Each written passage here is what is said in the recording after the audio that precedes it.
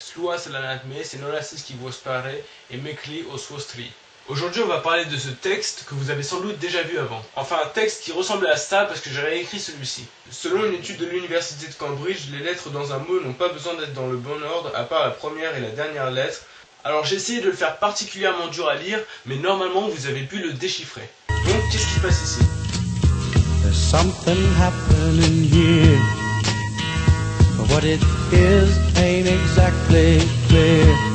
Après un peu de recherche, j'ai trouvé que l'habilité de lire les mots dont les lettres avaient été mélangées est appelée la typoglycémie par certains. Et la vérité, c'est qu'il n'y a jamais eu de telle étude à l'université de Cambridge. Le message invente complètement cette partie. Mais même s'ils ont inventé ça, le reste a l'air d'être vrai pour la majorité des gens.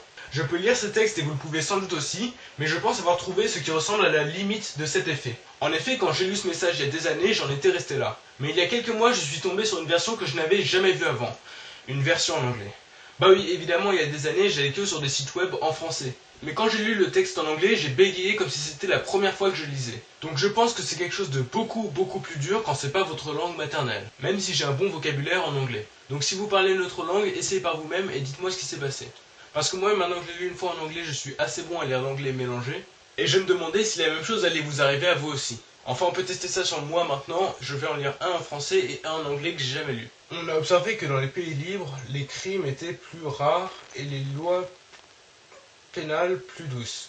Toutes les idées se tiennent, les pays libres sont ceux où les droits de l'homme sont respectés et où par conséquent les lois sont justes partout où elles offensent l'humanité par un excès de rigueur. C'est une preuve que la dignité de l'homme n'est pas connue, que celle du citoyen n'existe pas. C'est une preuve que la législature n'est qu'un maître qui commande à des esclaves et qui les châtie impitoyablement suivant sa fantaisie. Je conclus à ce que la peine de mort soit abrogée. I'm sorry, but I don't want to be an emperor. That's not a business. I don't want to rule or conquer anyone. I should like to help everyone if possible, Jew, Gentile, black man, white. We all want to help one another. Human beings are like that. We want to live by each other's happiness, not by each other's misery. We don't want to hate and despise one another. In this world there is room for everyone, and the good earth is rich and can provide for everyone. The way of life can be free and beautiful, but we have lost the way. Donc comme vous avez pu voir, je lis évidemment mieux le français que l'anglais quand ils sont mixés.